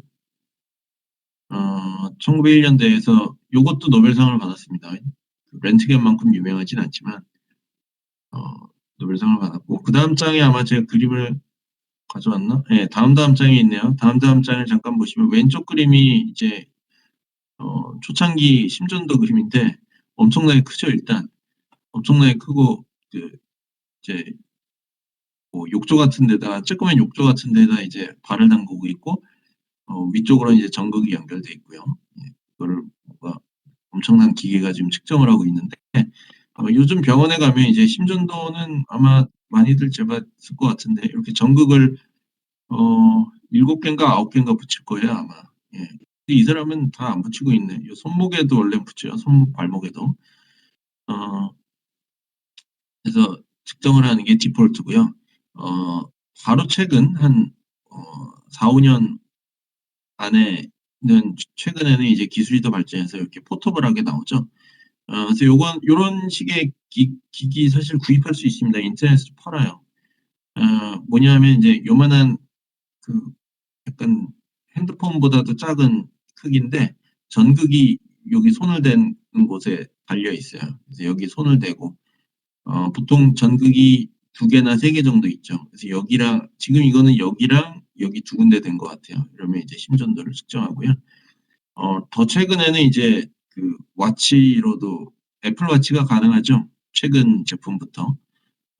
이제 심박을 재는 거하고는 또 달라요. 심박은 일반적인 방식은 광학적으로 측정을 하고요. 초록색이나 뭐 빨간색 파장에 빛을 쏴서 혈액이 일시적으로 많이 흐르면 빨간색이 흡수가 되잖아요. 그러니까 고거를 측정하는 게 보통 심박수 측정하는 원리고 심전도는 전기를 측정하기 때문에 전극이 달려 있습니다. 그래서 요 밑에 전극이 하나 달려 있고 여기가 아마 전극 역할을 할 거예요. 네, 그래서 측정을 하는 걸로 알고 있습니다. 그래서 소형화가 이루어졌다. 물론 정확도는 떨어지겠죠. 정확도는 훨씬 더 떨어지고 아직도 병원은 요렇게 측정을 해야 되지만 소형화가 굉장히 이루어져 있고 이건 사실 크게 의미가 있는 게 뭐 심장 기능에 이상이 있거나 아니면 보통 부정맥이라고 하는데 그런 게 있는 사람들은 병원 가서 측정하면 또 안 나오는 경우가 많아요. 이게 일시적으로 몸 상태에 따라서 하루에 그냥 몇 번 정도 나오는 경우가 많기 때문에, 그래서 이제 진단을 제대로 하려면 24시간 달고 있거나 이래야 되거든요. 또는 이제 몸 상태가 조금 이상한 경우에 이렇게 직접 측정을 하거나, 요게 또 좋은 점이, 이렇게 해서 이상이 있다는 감지가 되면 의사나 그 병원하고 연결이 되게 할 수가 있어요. 그러면은 보통 급사하는 경우가, 갑자기 쓰러져서 죽거나 이런 경우가 심장 기능에 이상이 있는 경우가 뭐 대부분이니까 그런 걸 예방하거나 방지할 수가 있는 거죠. 자, 세 번째는 안티바이오틱스, 항생제입니다. 엄청난 수의 사람을 살렸죠. 그래서 최초의 항생제 하면은 보통 설포나마이드나 페니실린을 보통 얘기하는데요. 산업적으로 대량 생산된 항생제는 페니실린이에요. 특히 의미가 있는 게, 페니실린이 요게 그 곰팡이에서 추출을 한 거죠. 예, 그래서 이제 그 페니실린 개발 과정도 찾아보면 재밌는 얘기들이 많습니다. 플레밍이 처음에 발견했다고 하잖아요. 예, 플레밍이 발견을 해서 그 푸른 곰팡이 얘기 다 알잖아요. 예, 어디 다녀왔더니 그 미생물들이 죽어 있어서 항생제인가 이렇게 생각을 했다는 유명한 얘기가 있는데, 실제로 플레밍은 발견만 한 사람이고요. 예, 발견만 하면 약이 되는 건 아니죠. 일단 뭐 부작용이 없는지, 효과가 진짜인지 계속해서 테스트를 해야 되고요. 그다음에 대량 생산을 해야 되고. 그래서 그 플레밍은 이제 미생물학자라고 얘기를 할 수 있고, 실제 개발 과정을 보면은 미생물학자, 생화학자, 구조 같은 것도 분석을 해야 되니까. 그다음에 뭐 임상의학자, 그다음에 마지막에는 화공학자. 왜냐하면 대량 생산을 해야 되니까. 이게 2차 세계대전과 맞물려서 엄청나게 수요가 늘어나서 대량 생산을 아마 머크에서 최초로 한 걸로 제가 기억을 하는데, 뭐 수십만 개, 수백만 개를 생산하려면 곰팡이 키워서는 그게 불가능하겠죠. 그냥 곰팡이를 키우면, 접시에다가 키우면 그거를 다 긁어봤자, 실제로 페니실린을 최초로 투여받은 사람은 죽었어요. 예, 약이 부족해서. 예, 그 감염이 돼서 왔는데 페니실린을 투여했더니 극적으로 낫기 시작한 거예요. 그래서 호전이 엄청나게 되다가 한 2, 3일 맞다가 약이 떨어진 거예요. 그래서 그 페니실린은 소변으로 배출이 되거든요. 그래서 배출된 소변을 다시 정제해서 막 투여하고 막 그 노력을 했지만 결국은 약이 떨어져서 이제 죽었습니다. 근데 효과가 엄청나다는 거는 확인을 시켜주고 이제 세상을 떠났기 때문에 어, 의미가 있는 거죠. 그래서 어쨌든 대량 생산하는 데 있어서 화학공학자가 어, 굉장히 중요한 역할을 했어요. 게다가 여성 화학공학자일 거예요, 제 기억에는. 그래서 여성공학자 얘기를 할 때도 많이 나오고요. 화학공학자가 바이오 쪽에 어떻게 기여하는지에 대한 얘기를 할 때도, 전통적인 어떤 전문 분야는 공정이죠. 그러니까 바이오 공정 측면에서 기여를 했다, 이런 얘기들이 많이 나옵니다. 마지막은 블러드 트랜스퓨전이니까 수혈이죠. 예, 수혈. 수혈은 요즘은 우리가 뭐 이것도 일상적으로 할 수 있고 당연하다고 생각하지만, 이게 가능해진 지가 한 150년이 안 됐을 거예요. 왜냐하면 혈액형에 대한 지식이 없이는 불가능하잖아요. 예, 혈액형이 알려진 게 어, 1930년대 노벨상을 받았으니까 한 100년 조금 넘습니다. AB형 이거 얘기하는 거예요. 요게 혈액형이 안 맞으면 응고가 되잖아요. 예, 그러니까 어, 요 지식이 그전에는 혈액형 지식이 없기 때문에, 뭔가 다치거나 해서 피가 부족해지면 아프거나 죽으니까 혈액이 중요하다는 것은 뭐 어렵지 않게 알 수 있었지만, 혈액형에 대한 지식을 몰랐기 때문에 그거를 제대로 수혈을 할 수가 없었죠. 그러니까 옛날에는 이제 혈액을 투여해야겠다 시도는 했습니다. 그러니까 좀 극단적인 경우는 동물 피를 넣은 경우도 꽤 있고 기록들을 보면 그러면 뭐 양에 따라 다르겠지만 거의 죽었겠죠. 예. 좋은 결과가 없었을 것 같아요. 어 사람의 피를 넣은 경우도 있고요. 사람의 피를 넣으려면 이제 그 이제 두 번째 기술이 필요한데 응고 방지 또는 보관 기술이 필요하죠. 그래서 냉장 기술이 일단 있어야 되고 응고를 막아야 되는데 그 두 가지 다 안 됐기 때문에 피를 줄 수 있는 사람이 눕고 옆에 예, 환자 옆에 그래서 튜브로 연결을 했죠. 그래서 이렇게 연결해서 피가 틀어 들어가게 했는데 마찬가지로 아까 얘기했듯이 혈액형에 대한 지식이 없었기 때문에 거의 운이죠. 혈액형이 맞으면 살고 최소한 죽진 않고 치료는 모르겠고 그죠. 혈액형이 안 맞으면 죽고 그러니까 확률로 계산하면 사실은 잘못될 확률이 훨씬 더 높죠. 근데 이제 그 이후에 혈액형에 대한 지식이 생기면서 수혈이 가능해졌다. 그리고 보관 기술이 가능해지면서 수혈이 가능해졌다. 여기서 지금 얘기한 네 가지 기술 실제로 물론 정확한 통계는 알 수 없죠. 왜냐하면 이 기술이 없었다라면 살 수 없었던 숫자를 세야 되기 때문에 실제로 셀 수 없는 숫자예요. 그죠? 가상으로 예측을 해야 되지만 엄청나게 많은 사람을 살렸을 거라는 거는 어렵지 않게 알 수 있습니다. 그죠? 특히 항생제와 수혈 기술은 그냥 생각하기에도 엄청나게 중요한 역할을 했을 것 같아요.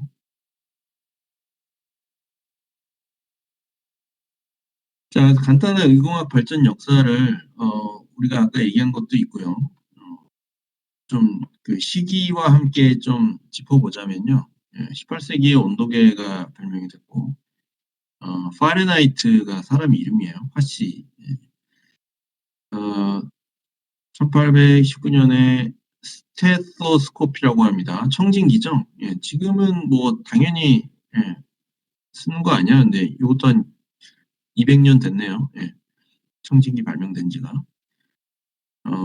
그다음에 의료용 초음파, X선, 인공신장기라는 거는 그 혈액을 여과시키는 그 장치를 의미하는 것 같아요.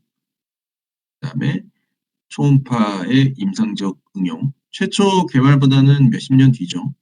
그다음에 CT, 엑스레이에서 발전된 가 나온 게 70년대. 그다음에 우리가 조직공학 같은 거 얘기할 때 좀 얘기를 더 할 겁니다. 인공심장 이런 것들은 이제 80년대, 80년대 후반부터 조직공학, 인공장기 이런 개념이 처음 생겼죠. 그다음에 MRI가 80년대 생겼고 이제 뭐 3차원 초음파, 또 초음파 기술도 이제 계속해서 발전이 됐기 때문에 됐고 그다음에 뭐 디지털 엑스레이 요즘은 아마 모를 거예요. 여러분들도 엑스레이 찍으면 이제 엑스레이실에 가서 찍고 어, 그 진료실 가서 의사 선생님 보면 바로 컴퓨터로 보면서 얘기했잖아요. 옛날에 안 그랬어요. 옛날에는 그걸 필름에 찍어서 그걸 들고 가야 이제 그걸 이제 불이 비치는 이런 데다가 꽂아놓고 이제 얘기를 했지 디지털이 아니었기 때문에 지금은 이제 웬만한 데는 다 디지털화 됐죠. 요 그림은 아까 얘기를 했고요. 조금 더 최근에 얘기를 해볼까요? 최근에 아까 얘기한 뭐 이거 MRI 장비죠? 예, MRI 장비 같은 걸 찍으면 이제 주로 이제 CT는 뼈같이 단단한 조직을 보는 데 쓰고요. MRI는 이제 조금 더 연 조직, 근육이나 연골 뭐 이런 걸 보는데 이제 보통 쓰죠. 왼쪽 그림은 이제 지금 보이진 않지만 요 밑에 이제 환자가 누워 있는데요. 심장의 3차원 그림을 보면서 이제 치료를 하고 있는 모습입니다. 그래서 왼쪽은 뭐 아시겠죠? 초음파 보고 있네요. 예. 산모가 임산부가 초음파 그림을 보고 있는 거고 오른쪽은 이제 이게 그 아마 이름이 다빈치일 거예요. 예, 로봇 수술 로봇입니다. 이렇게 의사가 이렇게 조이스틱으로 조종을 하면서 수술하고 있죠. 일부 수술은 사실 로봇 수술이 더 정확도가 높아요.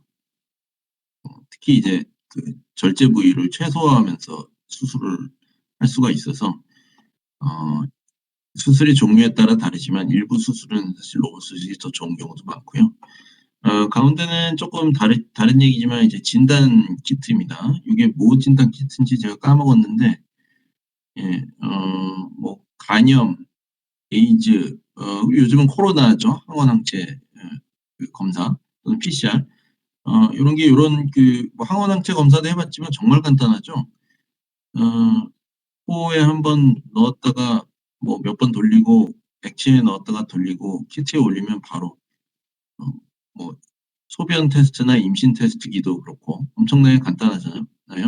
근데 그 이제 근본이 되는 원리는 사실 훨씬 복잡하지만 어 그렇게 간단하게 뭔가를 진단할 수 있다는 게 사실 대단한 거죠. 생각해 보면 얼마 전까지만 해도 불가능했으니까. 그러니까 이런 걸 제가 자꾸 얘기하는 이유는 어 지금은 너무 당연한 것도 사실은 몇 년 전, 몇십 년 전은 전혀 당연하지가 않았어요. 그러니까 이게 뭐 요즘 유행하는 말로 "나 때는 말이야." 뭐 이런 얘기를 하려는 게 아니고요. 기술의 발전이라는 게 얼마나 삶을 바꿀 수 있는지 뭐 우리가 지금은 또 당연하게 생각하지만 이게 없다면 어떤 상황일지 이런 것들을 생각해 보면 좀 놀랍죠. 그런 것들을 좀 생각을 하면서 들으면 좋을 것 같습니다. 자 그럼 미래 얘기를 조금만 해 볼까요? 여기는 제가 좀 뭐 어 그 영상 자료 같은 것도 좀 찾고 넣어 가지고 고거를 보면서 얘기를 할 건데 길진 않아요. 뭐 한 3-4 분짜리 영상이니까 시간이 되는 한에서 고걸 보면서 좀 오늘 수업 시간까지 하도록 하겠습니다. 첫 번째는 디스플레이 기술이 굉장히 중요하게 뭐 단순히 모니터에 뭔가를 띄우는 것 말고도 뭐 3차원적인 디스플레이라든지 이런 거 요것도 관련된 영상이 있어서 좀 보겠고요. 그다음에 진단 기술 조금 전에도 얘기를 했죠. 진단 기술이 어떤 분자 진단 바이러스의 분자 구조나 이런 것들을 알아야 가능한 거니까 또 하나는 원격 진료 또 아까 얘기했죠. 그다음에 또 하나의 어떤 핵심 기술은 아직까지는 우리가 막 그 좀 피부로 느끼지는 못할 수도 있지만 유전자 치료 기술이 있어요. 아마 가까운 시일 내에 굉장히 중요한 바로 어젠가 그 크리스퍼 유전자 치료 유전자 조작 기술 관련해서 거의 10년 이상 했던 것 같은데 특허 분쟁이 있었죠. 어 그 UC 버클리하고 미국의 학교 그다음에 하나는 MIT인가 하버드인가 랑 그 서로 먼저 개발했다고 했는데 어제 특허 소송의 결과가 나왔어요 어제. 어 어마어마한 돈이 걸린 일이기 때문에 굉장히 치열하게 아무튼 그랬는데 노벨상도 이미 받았죠. 그 개발한 교수가 UC 버클리 교수로 알고 있는데 노벨상은 진작에 받았고 특허 소송 결과 어젠가 며칠 전에 아무튼 나왔습니다. 영상을 하나 볼게요. 이게 몇 개를 제가 원래는 요거 하나만 봤었는데 몇 개를 가져왔고 시간 되는 때까지만 볼 거고요. 뭐 모자르면 다음 시간에 이어서 보면 되니까. 근데 요게 그 소리가 나올지 모르겠어요. 제가 소리가 여기서 키면 이게 전달이 돼야 되는데 소리가 혹시 안 나오면 뭐 그냥 영상만 보세요. 소리가 사실 중요한 건 아니라서. 플레이를 한번 해 볼까요?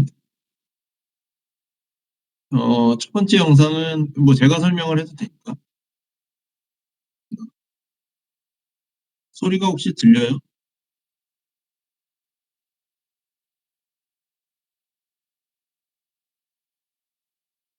안 들려요? 예, 괜찮아요. 첫 번째 영상은 음악만 나오고 있습니다. 소리를 제가 줄이고 이게 컴퓨터에서 나는 소리가 마이크로 입력이 돼서 나올 것 같은데 저번에도 그랬던 것 같아요. 근데 뭐 소리는 중요한 게 아니니까 지금 요 디스플레이 기술 이거는 그 코닝이라고 다들 알고 있죠. 이게 좀 유리 만드는 회사로 알고 있는데 어 아니면 디스플레이 패널. 그런 쪽 관련해서 그 의료 현장에서 어떻게 쓰일지를 가상으로 보여주고 있는데요. 어, 실험용 플라스틱 웨어 같은 것도 많이 만들었어요. 유리뿐만 바이오 실험하면서 지금 있는데 어떤 영상 하나 듣고 있습니다.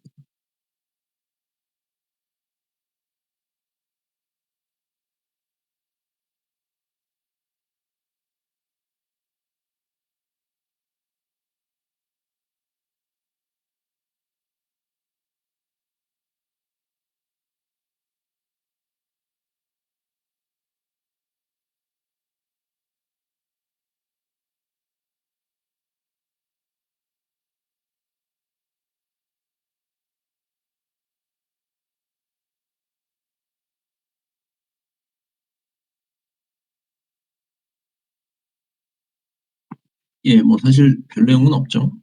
예, 그래서 이게 디스플레이 관련된 거. 그 다음은 제가 몇 가지를 또 좀 검색을 해서 넣어놨는데 첫 번째는 그 증강현실에 관한 내용이에요. 그래서 증강현실 뭐 이렇게 고글 같은 거 쓰고 보는 거 있잖아요. 아니면 사실 가상현실과 증강현실이 있는데 증강현실은 이제 그뭐 실사 영화 같은 데다가 덧붙이는 걸 말합니다. 그러니까 실제 어떤 화면이나 실제 표면에다가 뭔가를 덧붙이는 게 증강현실이고 이제 가상현실은 이제 완전히 가상으로 보는 그걸 약간의 차이가 있는데 이런 가상현실이나 증강현실이 의료 현장에서 어떻게 쓰이는지 한번 보도록 할게요. 요거는 아나운서가 좀 설명을 하는데 뭐 화면만 봐도 대충 무슨 얘기인지는 알 거예요. 자막도 나오니까. 이거 한 2분 정도 됩니다. 짧아요.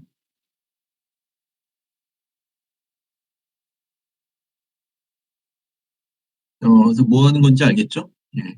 근육, 뭐 인대 이런 거 치료를 할 때 그 안에 이제 근육이나 그런 거의 움직임을 증강현실로 예, 여기 증강현실의 그 정의가 나오네요.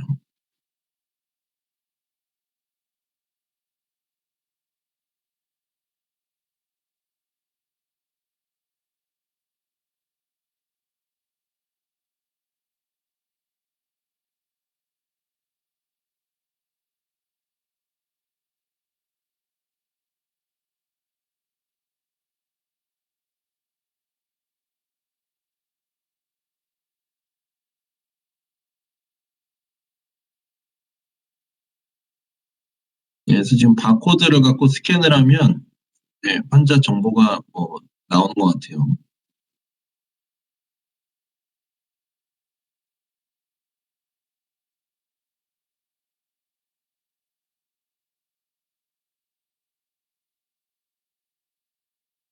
그다음에 조이스틱으로 조정을 하고 있죠.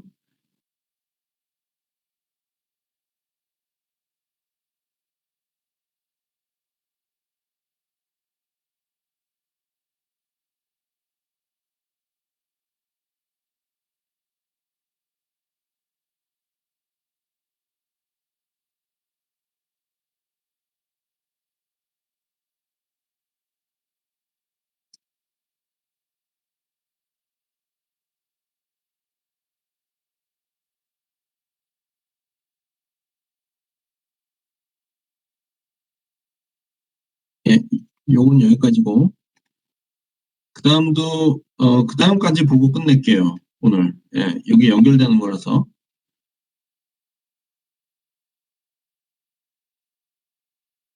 요거는 의료 현장이 될 수도 있고 실제 지금 그 의과대학이죠. 의과대학에서 이제 의대생들을 교육시킬 때 가상현실 기술을 많이 활용을 합니다. 가상현실 기술하고 이제 그 3D 프린팅 그런 것들을 접목해가지고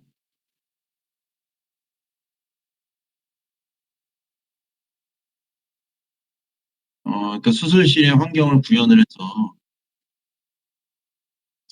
가상으로 이제 하는 거죠. 물론 그 실제 현장 실습을 안 하진 않겠죠. 안 하진 않겠는데 사실 그 의료 교육의 가장 큰 문제 중에 하나가 실습을 하기가 사실 쉽지 않아요. 그렇지 않아요?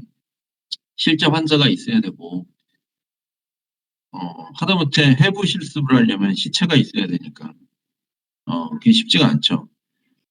어, 그래서 이런 그 가상현실 현실 기술 같은 게 있으면 그런 제약이 없이 실습이나 훈련을 할 수 있기 때문에.